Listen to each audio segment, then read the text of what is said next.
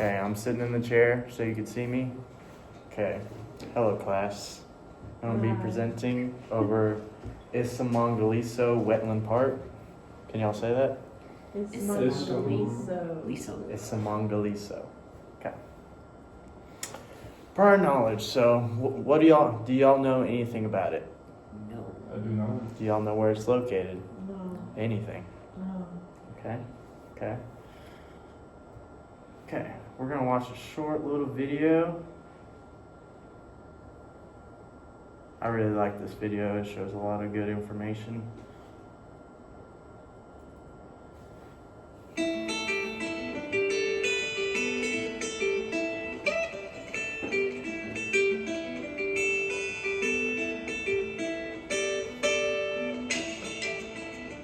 Isimangaliso is on South Africa's eastern seaboard. It has 220 kilometers of pristine oceans and coastlines. Isimangaliso in Zulu means miracle or miraculous or wonder.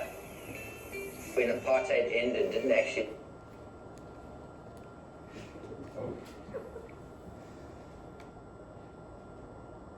exist as a park, and it was a place where the apartheid government had been really active. They'd moved people, they'd planted plantations, they'd tested missiles. Yet it was still a wonderland. They hadn't actually managed to destroy it. Isimangaliso is a World Heritage Site because it is a place of absolute global value. It has over 6,500 plant and animal species, including the big five. Isimangaliso is one of the crown jewels of the oceans as a marine World Heritage Site. Leatherback turtles breed along with loggerhead turtles. It's the last significant site of breeding for leatherback turtles in Africa. The southernmost coral reefs, marine canyons where we find things like coelacanths. Being a World Heritage Site puts you up there. In fact, it's one of a kind. There's nowhere else quite like this place in the world. Right alongside this absolute wonderland was abject poverty, second poorest area in South Africa. Most of the people along the coast here are unemployed. It was a shift in conservation in saying now I'm in conservation, not only within the fence, but have to take people into account every time we take a decision that might affect people. In a park where there's been forced removals right up into the 1980s, we do restoration of nature and restitution for people. It has to be a people-led initiative. You have to develop to conserve. This was a first land claim settlement that was settled in 9 provinces in South Africa were in new government. But now we are happy because we are reaping the fruits for being the landowners.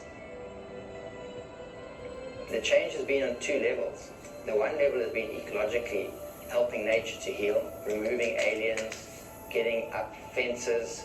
So the plantations are gone. There's historic game to be coming back in, whether it's elephants, lions, wild dog, cheetah. Another huge restoration project that we're undertaking is the restoration of Lake St. Lucia, which is Africa's largest estuarine lake system. Nature is healing itself, and then of course it's a healing process for people. Madiba himself being part of that. We've ascribed to government's macroeconomic objectives like job creation and empowering people and growing the economy. That is where my community got involved. Today, we have the community working in partnership with us in conserving and protecting this park for what it is. We're more of a development conservation organization, and what we've managed to do is actually change things that people would never believe could have been changed. For me, the biggest thing was a change of mind. I didn't look at the park 5 years back the way I look at it now. I see a lot of opportunities in conservation. The more you educate and empower people, the more they can do with their lives. We have several programs that work on transformation and development. We share revenue with land claimants. We facilitate equity partnerships and tourism businesses for them. We offer bursaries to university for youth around the park in areas of conservation development. The Rural Enterprise Program seeks to uplift people, helping them develop businesses. Training, mentoring, and seed capital is provided. Each year, over 120 small medium enterprises are used to implement infrastructure and also to do land care projects. The future is bright. With the knowledge and the guidance they have, they will go places with it. You can see the results. You can see how people change and transform and develop, and you can see the light that shines through them when they get this training and capacity building and access to opportunities. iSimangaliso now directly generates 9,000 jobs. People realize that the nature is here for their forefathers, and it's here for them, and it's here for their children, and they're actually becoming ambassadors. You're talking about miracles. Some people who had dreams which they thought will never be fulfilled. One day, I want to be an accountant. Smiles has turned that around and be fulfilled by the programs we have.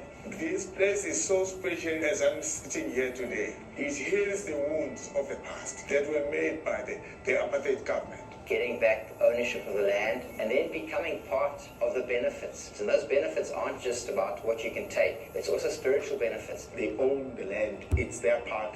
It needs to be protected. When I walk here, I can feel my spirit tells me that now I'm in my land. I'm in my home now. Okay. So that video was posted by UNESCO itself. Pretty sure they post all the videos over every heritage site. Okay, where is it? The Wetland Park is located along the coast of South Africa, and its coastline is about 170 miles long. It stretches along the Indian Ocean right here, seeing this little map. And the park consists of 820,000 acres.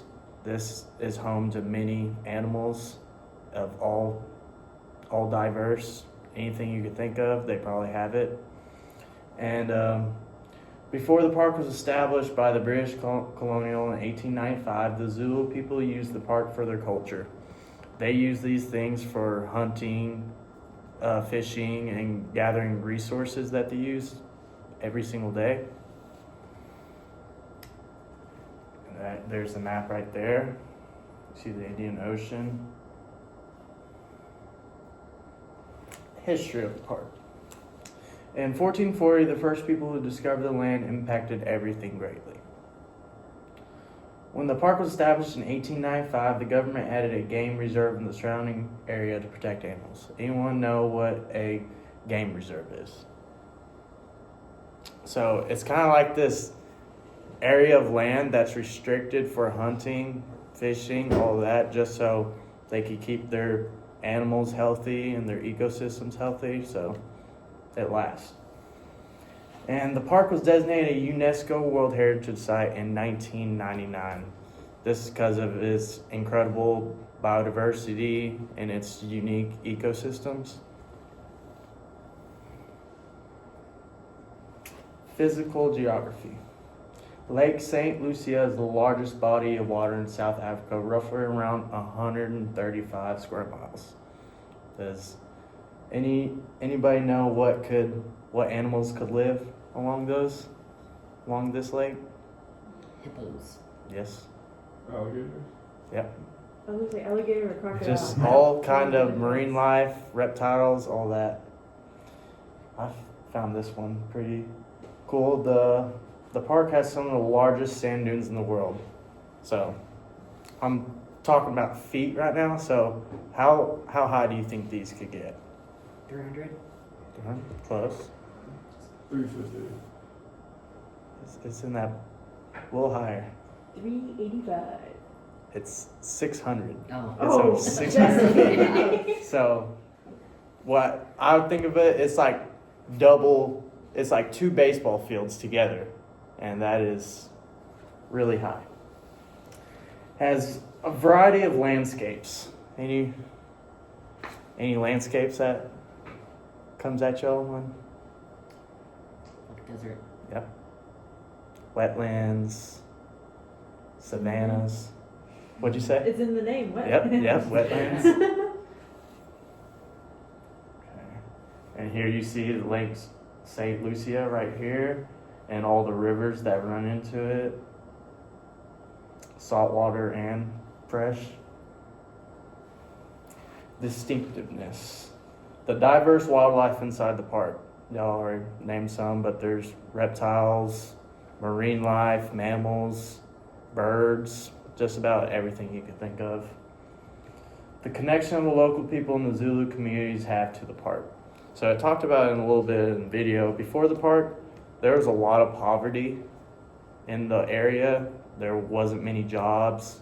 people didn't have much money. And when the park was built and like they were getting the locals involved with jobs, there wasn't much poverty, and they built a cultural like history with it, and like they treated it as their own land, so they loved it. And they had their jobs, and I've heard these jobs are well paid, and it's just basically like their backyard. They know the ins and outs of this land. Lake St. Lucia provides supporting roles between wildlife and water.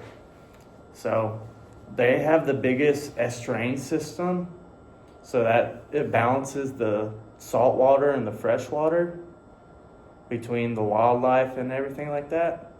So, yeah. And what they're known for is the tours offered in the park. So there's just about anything if you want to go bird watching, hippo cruises, safari drives, guide walks to the forest, sunset safaris. And all of these are to get information about the park. It's basically like an educational one. It provides you with information about everything. And most of all these locals, this is what they do. This is like kind of like their jobs. They do all of this. As you can see right here, that's a hippo cruise. They're watching birds right there, and they're watching the sunset. So it seems pretty cool. Job opportunities for locals. So these are some of them. They're not all of them.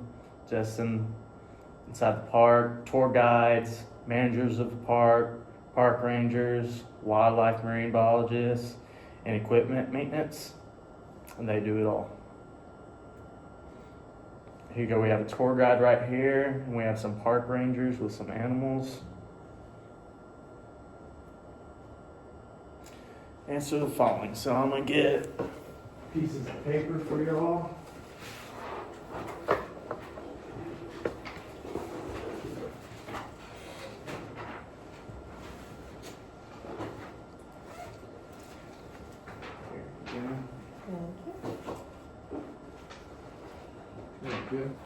Mm-hmm.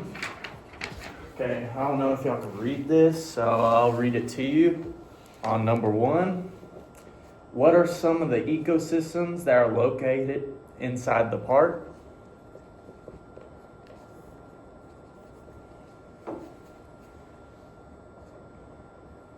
Y'all just let me know whenever y'all ready for question 2. Question 2. All right. What was the name of the biggest body of water in the park, and why is it important? It's a lake. Saint Lake. And then there's another name. Starts with an L.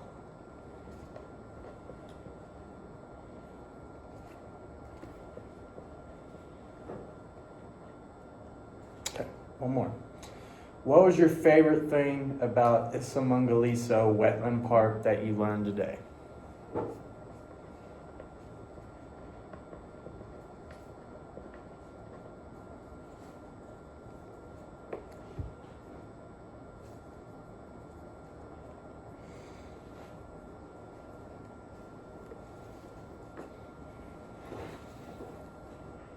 All right, since there's 3 questions, I'm going to ask one of you to share one question, one of you share the other, all that. So, which question you want to share? Number 3. Number 3, what was your favorite thing that you learned? The tours that were offered. Yes, I thought the tours were very cool as well. Okay.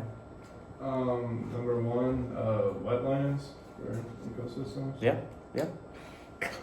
Number 2. It's Lake St. Lucia? Yes, that's correct. St. Lucia. Okay. I'll take your papers from y'all. You want my name on it? No, it's okay. I know Okay. who you are. Date on it? No, it's okay. Name, date, These- class period. These will be a test grade.